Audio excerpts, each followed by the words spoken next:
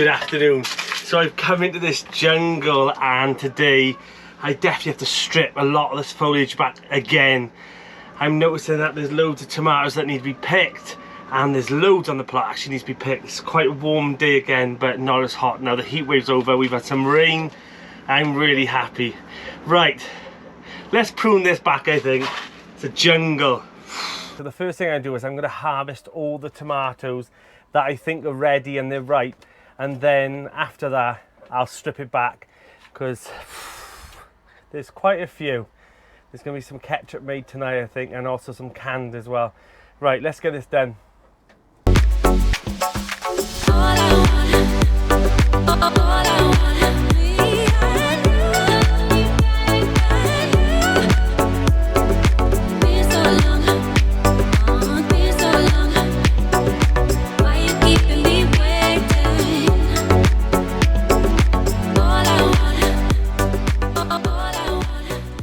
Size of these beauties, they're just monsters.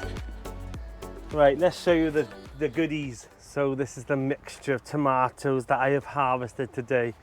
I mean, look at the beauty of these tie-dye tomatoes. They're absolutely amazing, and rightly by their names they do look like tie-dye. So I've got quite a few of those, and they're big. They'd be perfect for a bolognese or some sauces. The Tigerelle have been my absolute favourite croppers this year, and they taste lovely as well, so I will definitely be growing these again. And again, they've got a speckled green yellow on them and they look like little tigers, I suppose. But my favourite ones of the year to grow were the Brad's Atomics, and I've got quite a few now that are, you know, they're settled to hold, and the trick with them is to tilt them, and if they snap off then they're ready. So you basically pick these as soon as they're just about to fall off the branches. You know, you won't know that they're ready. You'll think they're not ready, and then you'll feel them and they're soft. And yeah, so this one is definitely ready, and it's got a bit of a yellow, goldy, purpley, greeny tinge to it. And that's the thing about these Brad's Atomics, is that they defy all tomato rules. And I've been speaking to other gardeners as well, and they don't make sense. You know, you never know when they're ripe. They don't turn red, they don't turn purple when they're ready. You only know when they're ready because they feel ready. I'm going to try one now for the first time ever. People have been raving about these. These better be nice.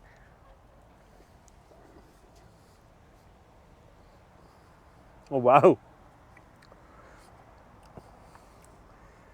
You know what, I know this sounds daft, but they taste really fruity. Wow. It's mild, but also has that back taste of tomato. This sounds really silly, but they taste of tomato, like really tomatoey, and they are definitely going to be a winner. They're sweet though, so they're not really tangy. But Brad's Atomics, they were an absolute success, and I'm so glad I've grown them. Another thing that's been a success is the Ananas Noir that Ali sent me the seeds, and if you haven't, I'll put a link to her channel in the description. And yeah, her channel is absolutely divine. She's a natural and she knows her stuff, and if you don't know Ali, then you're not a YouTuber, because she sends seeds to everyone and she's a wonderful woman. So yeah, I'll put a link to her channel in the description. I'm not going to try this one because I know what they taste like, but my favourite is the Roma. Absolutely beautiful. I've got quite a few at home, but I need these for my sauces that I'm going to do today. And my pride and joy this year are these two beasts. They are absolutely huge and I'm so excited to try them.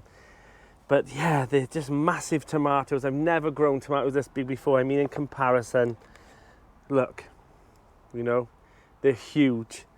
And then we've also got the Lata, and they're a decent sized cherry tomato. And then the house tomatoes, which are, you know, they're small, but they're so prolific, and there's a nice bit of flavour to them. I've also got the black crim, some more Heinz 1350 to harvest. There's quite a few tomatoes that are still ripening, but now I've taken these off the, you know, the branches, it'll give the energy to those. I also picked some of the fresh basil that I grew in between all the tomatoes today, so this will go in my sauce tonight, and I think I'm going to make some ketchup.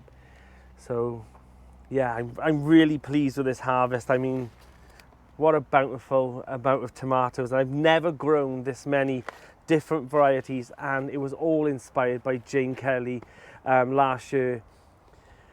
Her and Mike, they sat at their table on their plot, and they had an abundance of different types of tomatoes, and they were all tasting them, and I thought, why am I not doing that? I've got, you know, the space, I've got, you know, the seeds that I have never used. You know, I always think, oh no, I'll stick to the ones that are really reliable, the money makers, the Alicantes, and you know, they're nice. But what a beautiful display of different kinds of tomatoes, you know. So I'm so glad I did it. Right, I'm buzzing that my tomatoes have come to a good fruition so far this year. And I mean, I've had baskets of tomatoes, but these tie-dyes and all the weird colours that I've had, I'm really pleased with them. Really pleased. And I've just realised I've sat on a muddy floor after it's rained in cream joggers. Am I ever going to learn by wearing clean, crisp clothes to this plot? Never. So in this bed there's this arc of spring onions, and the reason is like this is because this was the only space that I had left in this bed when I had a few lettuces. So they're all coming up now, and I will take them out once they get a bit bigger, and then transplant them into the mini polytunnel over winter. And look what's happened. Those dwarf French beans that I planted, they're all starting to pop their heads now in this bed. So fingers crossed we'll get something. I've noticed that the plum is tiny, but it's ready. So my one tiny, minuscule plum, perfect plum, has come to the time where I need to try it, and it's a Victoria plum that I transplanted from my old plot in maybe October, November, and I didn't expect anything on the tree. I moved it up, put it in, there was nothing, you know, it was just a spindly old tree. Well, not old, but I mean, it's about 2 or 3 years old, and I've never had any fruit on it down there, and this year I knocked it back a bit by transplanting it. So let's try this.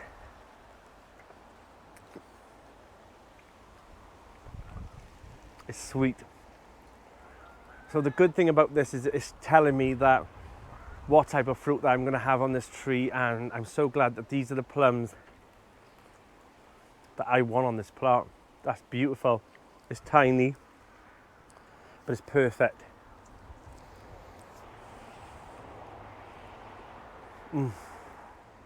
Now I left the top off on purpose because obviously with all that heat wave, this soil was dry, and as much as I watered it, it was never enough.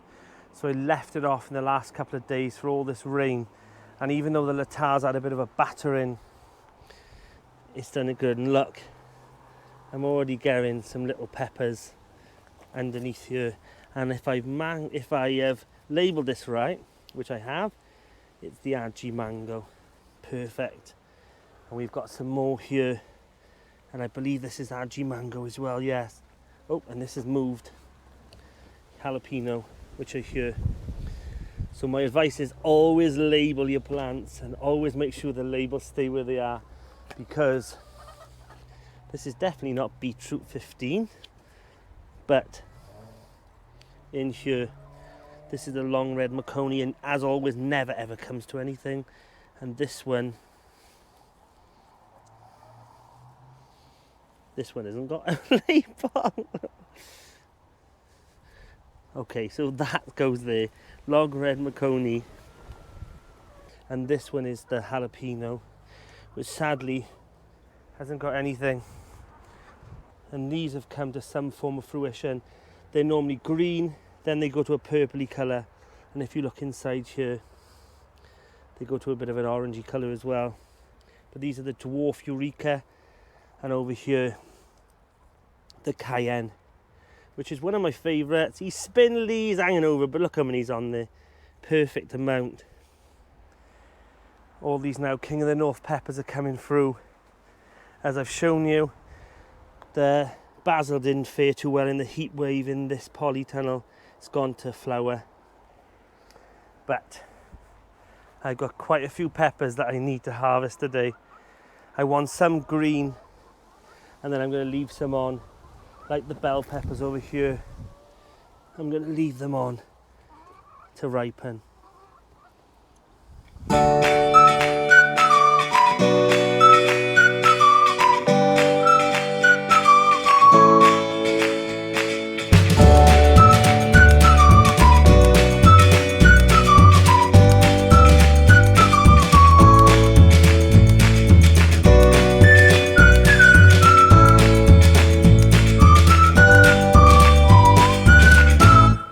You know what, I could just keep going and going and going.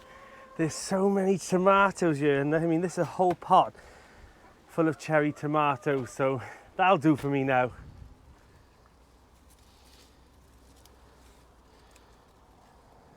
So these are the Crimson Crush, and again, they're outdoor tomatoes, and they're doing well, you know, I'm having quite a few off them. Will I do them yet next year? Possibly. If I've got some space, then why not? You know, they're just left on their own. I think I've watered them, fed them twice, and they're doing well. They're doing really well, so possibly. So I think what I'm going to do is I'm going to finally take down the sweet pea teepee. It has had its day, and I must admit, I've had abundance of flowers off it, and even all the other plots of neighbours have come over and taken them for their wives. And it's been nice that that was a massive structure in the middle of the plot, and it will definitely be put back up next year, and I might even put a few more up. It did take a bit of space up, but I think it was worth it. It drew the pollinators into the middle of the plot. They enjoyed it, everyone else enjoyed it, that it was just this nice burst of flower in the middle of the plot. So definitely a winner for next year.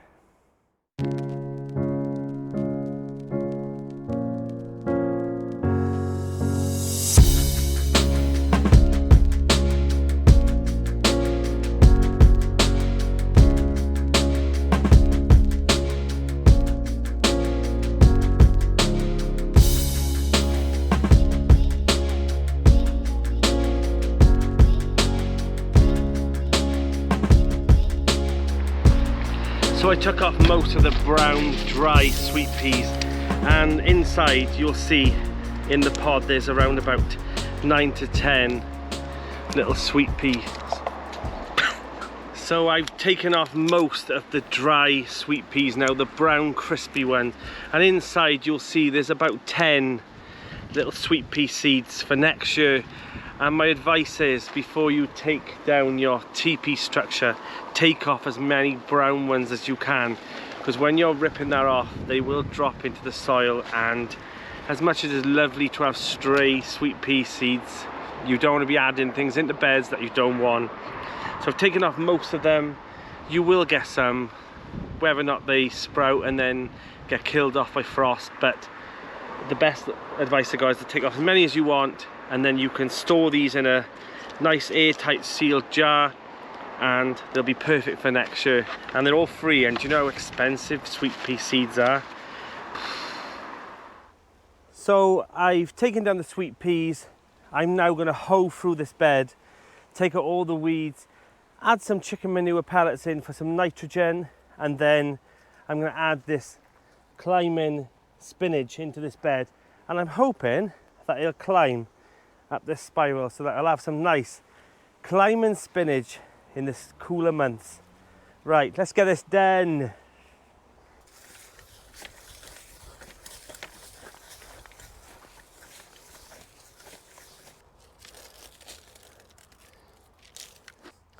So what I'll do now is I'll put a few around each station and give it a good water, and hopefully, fingers crossed, this will work. I've never grown it before, but I was interested to see that you can get climbing spinach, and it's for this type of year to grow. Hopefully we won't get another heat wave. So they're all in, as always, labelled. And if anyone was wondering what the sweet pea that I had on your this year was. It was sowed at the 20th of November last year, and it was called Giant Spencer. So this beautiful pumpkin is down here now, and there's a few more growing under there. So do I cut him off? No. What you want to do is leave it on until the stem goes brown, and then you know that this is ready to be picked. And before then, don't do it. While we're on the subject of little pumpkin tips, I don't know if you noticed, but this is resting on a piece of wood or a paving slab. But what you want to do is you want to keep it off the soil as much as you can, so that it doesn't rot if the soil gets too wet later on.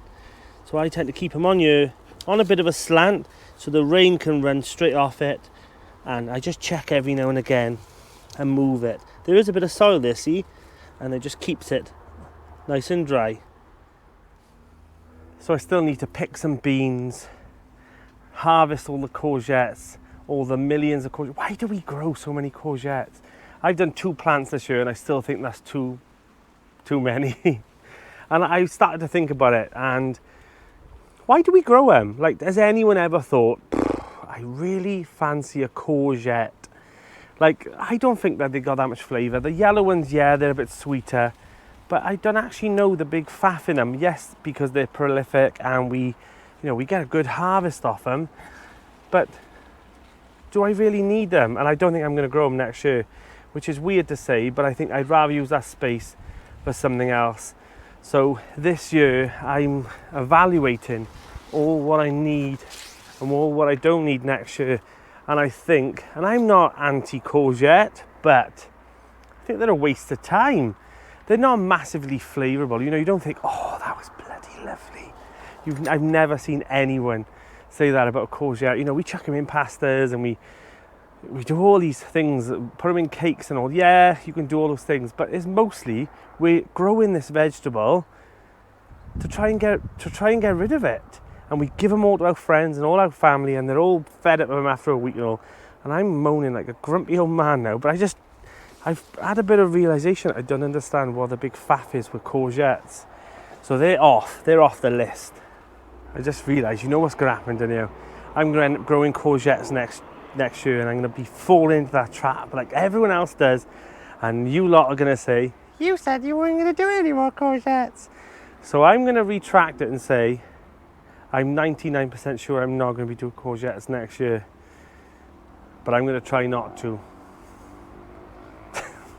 So what's the big plans that I got for next year is that this shed is going, obviously, I might put a polytunnel on the plot.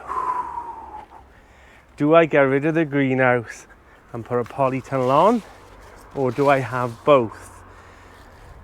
Decisions to make.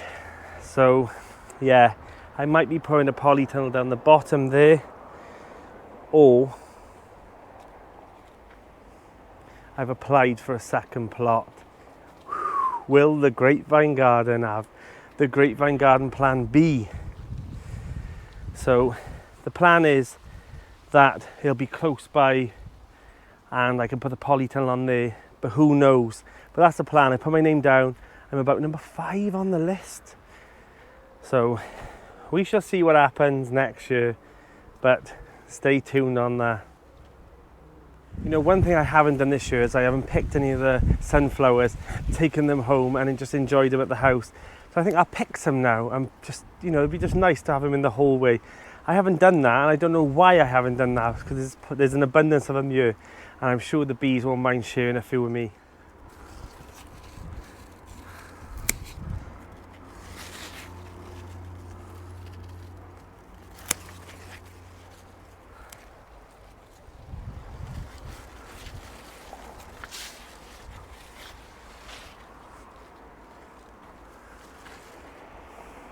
Well, I have to say, what a fantastic harvest today. All that mixture of tomatoes, the peppers, the courgettes, the French beans, the blauhildes and runner beans, and on top a cucumber, chillies. I mean, look at that beautiful crimson red chilli. There's a few of them in here, and then also some sunflowers to take home as well. So yeah, I think I definitely deserve a nice mug of coffee in the shed now. So I think where I'm going with this video is that it's made me realise that as much as I feel like I haven't got a massive amount of space, and I've got a full plot, it's made me realise that maybe I'm using space in the wrong ways, and I'm growing too much of some things and not enough of others, and I'm wasting space on things that I'm never going to really enjoy that much, like the courgettes that I've hated all through this video. They're okay, you know, but they're not a favourite of mine. I won't be growing them as much next year. If I do, it'll be chucked in the corner and hope for the best. But it's made me realise that as gardeners, I think we feel we have to grow these things because they are good croppers. But are they really enjoyable croppers? So yeah, it's made me think about that for next year.